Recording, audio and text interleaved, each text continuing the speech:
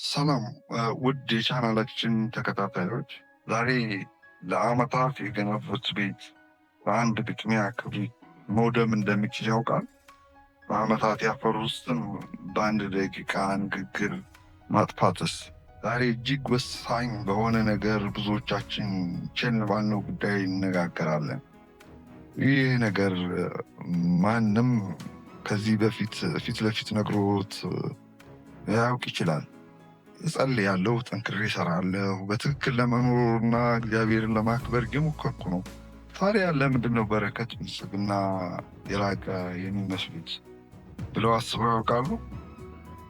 የባንክ ሂሳቦ፣ የቤተሰቦን ሰላም ወይም የግል መንፈሳዊ ሕይወቶን ሲመለከቱ አንድ የተበላሸ ነገር አለ፣ ችግሩ ምን እንደሆነ ልደርስበት አልቻልኩም ይላሉ።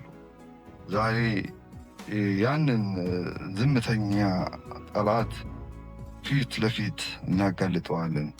ይህ ጠላት ሰይጣን ብቻ አይደለም። ይህ ጠላት ጎረቤት፣ ምቀኝነት አይደለም። ይህ ጠላት በውስጣችን ያለው ያልተገራ ስሜት፣ አንኮንትሮልድ ኢሞሽን ነው። ስሜት ማለት ወሲባዊ ፍላጎት ብቻ አይደለም። ስሜት ማለት ለአሁን ብቻ የሚሆን እርካታን አጥብቆ መሻት ነው። አሁን ደስ ይበለኝ ነገር ግን እግዚአብሔር ያውቃል የሚል የሰነፍ ስሌት ነው። ዛሬ ባለን ደቂቃችን ቆይታችን ስሜታችንን መግዛት ሲያቅተን የምንከፍላቸውን 6 ከባድ ዋጋዎች እናያለን።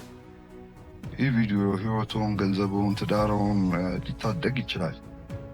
ከመጨረሻው አብራችሁን ቆይ።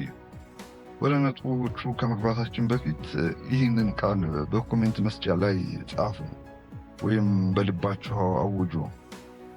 እኔ በስሜቴ ላይ አልነዳም፣ በመንፈስ እመራለሁ ይበሉ።